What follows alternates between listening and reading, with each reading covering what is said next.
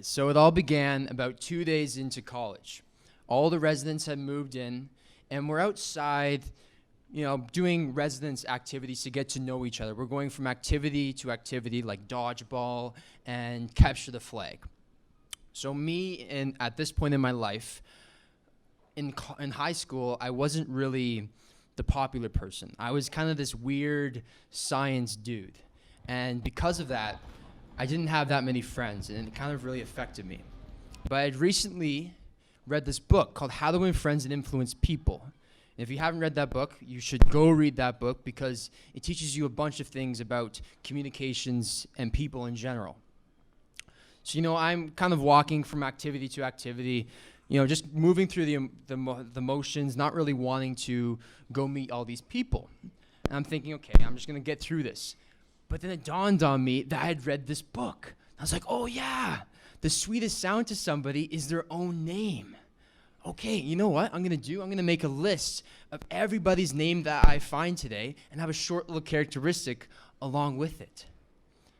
I'm like, okay, the first person I meet next time, I'm going to go up to them and try this out.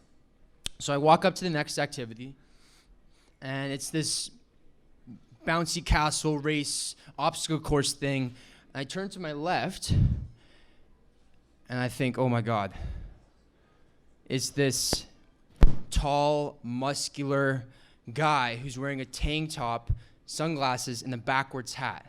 And I think, holy crap, he is literally the epitome of like a popular frat dude. And I think, I can't talk to this guy, what the hell? So I just do it. Hey man, race me in this, I bet I could beat you. And he looks at me like, who the hell is this guy? And he kind of just stands there for a while. And eventually he responds saying, yeah, man, I'll race you. Don't worry. My name's Adam. Nice to meet you. What's your name? And I swear to God, the rest of that conversation went only 5 minutes, but I learned so much about him. What program he was taking, his life goals, and I even got his phone number. So Adam was of the 50 people I met that day that I developed these strong relationships with. And I'm thinking, holy cow, it's 2 days into college and I've already met all these people? What's going to happen when I start my program tomorrow of applied science? So now I walk into my classroom the next day, plant biology, and I see this space there on the desk. So I walk over and I sit beside this girl. And I'm talking to this girl with all these thoughts of like, yeah, I can talk to people now. I'm good to go, right? Running through my mind. And I say, hey, I'm so excited to start my science program, and I'm, really amped up to start my program. Why are you taking this program? And she looks at me like, who the heck is this guy? Why is he so out there? Why is he so demanding? So she's kind of shy, but then she eventually responds saying, yeah, I'm taking this program because I want to become a nurse. I think, okay, why did she just respond in that type of way? Did I do something wrong? Is she like shy or something? Maybe I did something wrong. And then all of a sudden I get this deep internal gut feeling. It doesn't feel well. It feels familiar though. And I look around me and I see everybody else. I'm thinking, they kind of look shy as well. All right, whatever. I'll work into it. So the rest of the day I go about learning new stuff about the program, the teachers, talking to more people. And this feeling, it started in my stomach and now it's like all over my body. And it just, I don't know what it is.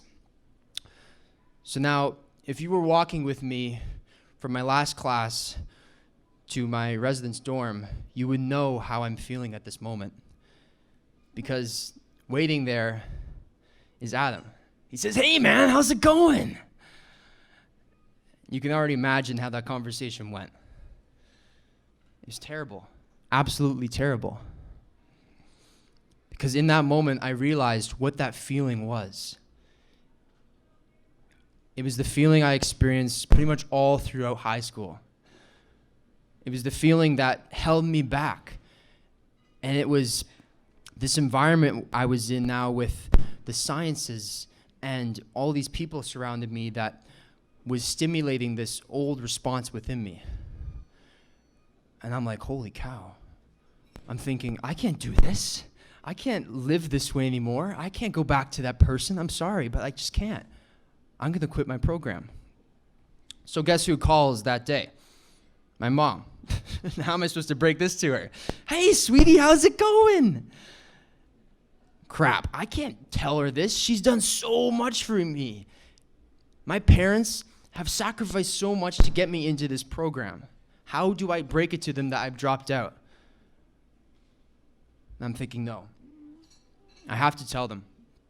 I can't continually be in this environment where I'm not living myself and I'm being this old self. So I say, hey, Mom, I have some bad news I have to tell you. I'm dropping my program. What? What? Are you dropping your program? It's the very beginning. What the heck are you doing? Sweetheart, I know how you're feeling. You see all the people at work. I've heard that before. All the people at work, their sons and daughters went through the same thing. But I knew deep down that she was right. Everybody goes through the same thing. And I didn't want to let her down. So I go to bed feeling conflicted and feeling as though I'm two people, the old and the new self. And I wake up the next morning to a text, still feeling the same way, but it's from my mom, and it's something that is out of the ordinary, and it's kind of peculiar. It was a motivational text, a motivational quote that read, "One day you're going to look back and thank yourself for never giving up." And I realized in that moment that my mom didn't care whether I had dropped the program or not. She didn't care about the science. She didn't care about any of that kind of stuff. What she cared about was me and my well-being, and that I was happy. And I realized I should be caring about myself too. So I followed my heart, and I dropped the program. And now, it is a huge puzzle piece in my life. But these are all just experiences that you see up here.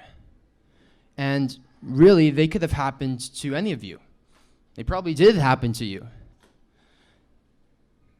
And I'm grateful that every single day I remind myself that because I interpreted these experiences in the way that I did and learned the life lessons, that I am the person that I am today.